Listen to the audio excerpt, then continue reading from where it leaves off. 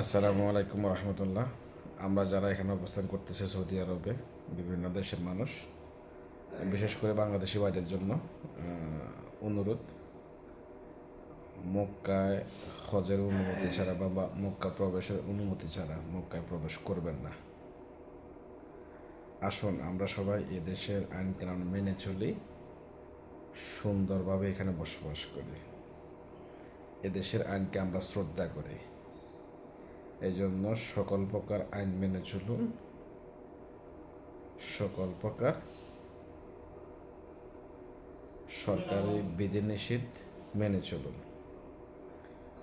মক্কায় এই মুহূর্তে প্রবেশ করবেন না বাইরে যারা অবস্থান করতেছেন, যাদের হজের তাসিরা আছে বা হজের অনুমতি নিয়েছেন, আর যারা মক্কা প্রবেশের অনুমতি আছে তারা ছাড়া অন্য কেউ প্রবেশ করবেন না।